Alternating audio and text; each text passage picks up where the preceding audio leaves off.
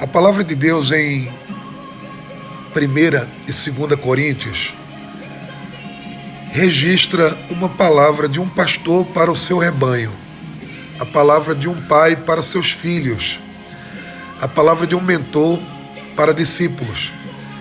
E teve um momento naquela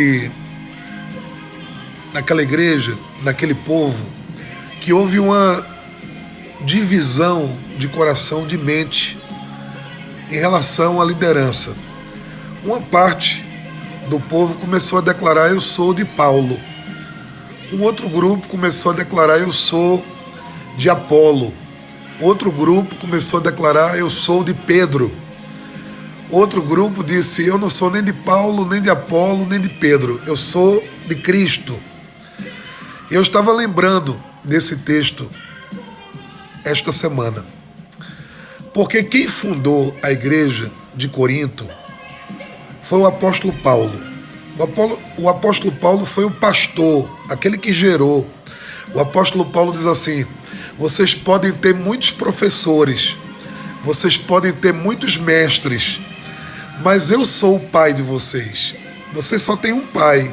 Vocês podem ter muitos líderes, vocês podem ter muitos pregadores, ensinadores, mas quem gerou vocês foi o seu pastor, o seu líder, o seu pai.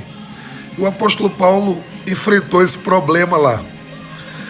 Quem disse que era de Paulo estava dizendo: eu sou aliançado com meu pastor, eu sou aliançado com meu líder, aquele que me gerou, aquele que começou a igreja, a minha cobertura, o meu apóstolo Paulo. Eu sou Paulo, eu sou de Paulo.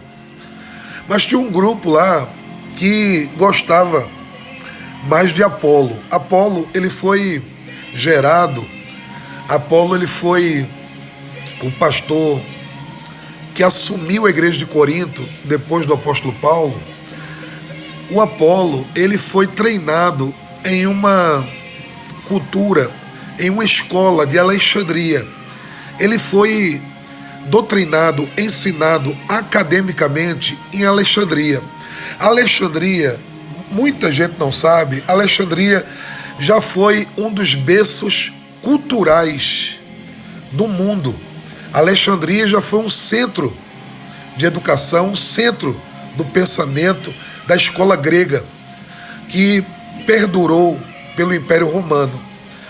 O Apolo era extremamente eloquente, ele era extremamente preparado, até mais do que o apóstolo Paulo. Academicamente falando, e na sua eloquência, ele superava o apóstolo Paulo. E tinha um grupo ainda que dizia assim: eu sou de Pedro, eu não sou nem de Apolo e eu não sou nem de Paulo, eu sou de Pedro. Interessante é que Pedro nunca foi em Corinto. Pedro nunca pastoreou a igreja de Corinto. Pedro nunca fez uma viagem missionária à igreja de Corinto. Talvez o Pedro fosse aquele pregador de longe, fosse aquele pregador de outra igreja, fosse aquele pregador da televisão, da internet, fosse aquele pregador que não tem nenhum tipo de convívio ou de afinidade ou de contato pessoal, mas foi elogiado, foi amado de longe. São os pastores que não têm relação com a ovelha, mas que, porque pregam bem ou porque são famosos, a ovelha começa a preferir ouvi-los do que ouvir o seu pastor local. E tinha ainda o 4º grupo, que era o grupo que dizia assim: eu não sou nem de Paulo, o fundador, eu não sou nem de Apolo, o melhor pregador, eu não sou nem de Pedro, o pastor de longe, eu sou de Cristo. Na minha opinião, o pior do grupo, o pior grupo dos 4 é o grupo que dizia que era de Cristo. É aquele que diz: eu não me submeto a ninguém, o meu pastor é Jesus. Esse é o pior rebelde que existe. É aquele que não reconhece a autoridade humana. É aquele que não reconhece a autoridade do líder, de um líder. Eu queria hoje deixar uma palavra para o seu coração, uma palavra na sua vida hoje. Eu quero dizer que é fácil encontrar um pregador que prega melhor do que o seu pastor. É fácil encontrar alguém que seja mais bonito, alguém que seja mais organizado, alguém que seja mais eloquente do que o seu pastor local. É fácil. Hoje, na verdade, é difícil pastorear uma igreja sozinho, porque o pastor está pastoreando ali, está pregando ali, mas a ovelha está ouvindo YouTube, Facebook, Instagram, está ouvindo um monte de coisa, ouvindo um monte de vozes. É muito difícil pastorear uma igreja sozinho hoje. E a competição é desleal, porque a pessoa às vezes ouve mais quem não é o seu pastor do que quem é o seu pastor. Isso é um desafio muito grande dos dias atuais. Então eu quero dar uma palavra para você. Seja do grupo que valoriza o seu pastor, aquele que gerou você, aquele que é a sua cobertura, porque essa turma, os famosos, os eloquentes, aqueles que não têm compromisso com você, eles vão passar, eles não têm nenhum tipo de vínculo e não apresentarão a sua vida diante de Deus. Então fique muito ligado nisso. Mas o que me chamou a atenção em toda essa palavra dessa semana é que o apóstolo Paulo disse: eu ouvi falar, eu estou ouvindo por aí, que tem uma divisão no meio do povo que eu gerei, da minha igreja, dos meus discípulos, dos meus filhos. Tem um grupo que está dizendo: eu sou de Paulo. Tem outro grupo que está preferindo Apolo, porque Apolo prega melhor do que eu, porque Apolo é mais eloquente do que eu, porque Apolo é mais erudito do que eu. E tem um grupo ainda que está dizendo que é de Pedro. Pedro nunca foi aí. Pedro não tem nenhum tipo de relação com essa igreja aí. Pedro nunca fez uma viagem missionária para ir. E tem um grupo dizendo que é de Pedro. E tem um grupo ainda dizendo que não é de líder nenhum, que é de Cristo. O apóstolo Paulo uma vez disse que quando ele esteve na igreja de Corinto, ele não pregou baseado em sabedoria humana. Ele não pregou baseado em técnicas humanas, mas em demonstração do Espírito e de poder. Hoje em dia, ser pregador é muito fácil. É só você ser arrumadinho, bonitinho, pregar uma mensagem que todo mundo quer ouvir, saber falar, saber se expressar, ser um bom comunicador, e você vira pregador. Aí você vira famoso, aí você vira aceito. O apóstolo Paulo disse que quando ele pregava, ele não baseava sua mensagem em sabedoria humana, mas em demonstração do Espírito e de poder. Eis aí duas coisas que estão faltando nos dias de hoje. Hoje nós temos muita gente pregando, hoje tem muita gente palestrando, hoje tem muito coach, hoje tem muita gente motivando, dando palavra, treinamento, escolas, conferências, congressos. Hoje tem muita gente fazendo isso sem essas duas coisas: espírito e poder. O que é espírito? O que é demonstração do espírito? Essa palavra quer dizer essência, quer dizer vida. O evangelho é diferente das outras pregações, porque para pregar o evangelho, você tem que viver o evangelho. Você tem que ser mudado pelo evangelho. Você tem que ser transformado pelo evangelho. No mundo, o cidadão prega de perdão, mas não perdoa. No mundo, ele prega sobre família e é mal casado. No mundo, A pessoa ensina sobre química e não gosta da matéria. A pessoa ensina sobre biologia e não concorda com o que ensina, com a vida dele. A gente está vivendo um tempo que na igreja evangélica tem muita gente pregando sem o espírito, pregando sem vida, pregando sem encarnar a mensagem. Então a gente está vendo gente pregando de autoridade sendo rebelde. Rebeldes pregando sobre reino. Isso é um absurdo. Tem gente pregando sobre gratidão e é ingrato. Tem gente pregando sobre perdão e é rancoroso, amargurado. Tem gente pregando sobre casamento e é mal casado. Tem gente pregando sobre a educação dos filhos e os filhos estão revoltados, desviados, caídos, ateus. Tem gente aí pregando sobre crescimento e não cresce. Tem gente pregando sobre vida com o Espírito Santo e nem o conhece. Tem gente pregando sobre como viver uma vida curada e é um doente, é um amarrado, é um preso. Por quê? Porque hoje em dia é mais importante sabedoria humana, é mais importante pregar o que o povo gosta, é mais importante pregar como o mundo prega. Porque hoje os profetas do nosso tempo se parecem mais com o mundo do que com Deus. Na verdade, as igrejas mais atrativas da nossa época, do nosso tempo, são as igrejas que mais parecem com o mundo. No passado, as igrejas mais atrativas eram as igrejas que diferiam do mundo, eram opositoras do mundo. Hoje, para você ter gente na sua igreja, você tem que pregar o que o povo quer ouvir e você tem que ser muito parecido com aquilo que eles procuram no mundo, senão ninguém vai querer. Porque o espírito está faltando.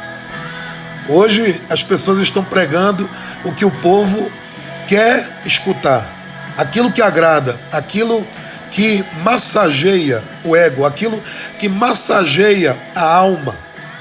Então, guarda essa palavra aí, porque demonstração do Espírito é marca da pregação do Evangelho. A pessoa tem que ser o que prega, tem que viver o que prega, tem que estar alinhado com aquilo que prega. Como é que alguém que é rebelde pode pregar sobre paternidade? Como é que alguém que é órfão pode pregar e ensinar sobre paternidade? Como é que alguém que é ingrato pode ensinar sobre gratidão? Como é que alguém que quebra alianças pode falar sobre lealdade? Pode falar sobre fidelidade? Como é que alguém que não tem compromisso com a igreja local pode falar de vida com Deus? Como é que alguém que não tem cobertura, que não tem paternidade espiritual, pode cobrir outras pessoas? Como é que pessoas que não têm nenhum tipo de conhecimento sobre obediência, sobre retidão, sobre palavra, sobre lei, pode ensinar sobre reino? Como é que alguém impuro pode ensinar sobre santidade? Tem que ter espírito, tem que ter vida, tem que ter essência. E a segunda coisa que a pregação do Evangelho difere de qualquer outro segmento é demonstração de poder. Não basta entreter, nós temos que ter poder. Hoje, para pregar por aí, você tem que ser engraçadinho, você tem que ser contador de piada, você tem que ser uma pessoa engraçada para pregar o Evangelho. A gente vai ver que na Bíblia muitos profetas teriam muita dificuldade de pregar hoje. Muita dificuldade, muita. Porque hoje as mensagens, as pregações tem que fazer o pessoal rir, tem que fazer o pessoal achar graça. E aí o pessoal fala, ensina, conta história, fala umas coisas engraçadas, bonito, não estou contra não. Eu só quero mostrar para você que a mensagem dos pais da igreja, a mensagem dos apóstolos, a mensagem dos profetas, eles tinham uma marca, demonstração de poder, o resultado, power, mudança, transformação, transição, expulsão de demônios, cura. Você mudava as geografias, mudava os territórios, mudava a forma do povo pensar. Hoje o povo entra pecador, sai pecador animado, sai pecador cheio de alegria, sai pecador achando que pode viver como pecador e entrar no céu. Vai ficar de fora. Vai ficar de fora quem peca e vai ficar de fora quem ensina que, continuando a pecar, entra no céu. Tenha muito cuidado com esse tipo de mensagem hoje. Pessoas que não têm compromisso com você, não têm compromisso com Deus, não têm compromisso com o reino, e hoje são os maiores pregadores do mundo. Hoje são os melhores palestrantes do mundo. O seu pastor está na sua igreja aí, orando, jejuando, para transformar a sua vida, enquanto esses pregadores hoje, para pregar na sua igreja, eles cobram 10 mil, 30 mil, 50 mil, 100 mil, 150 mil, 200 mil para pregar em uma igreja. Mas uma coisa, ou duas coisas estão faltando nesse pessoal aí. Está faltando espírito e está faltando poder.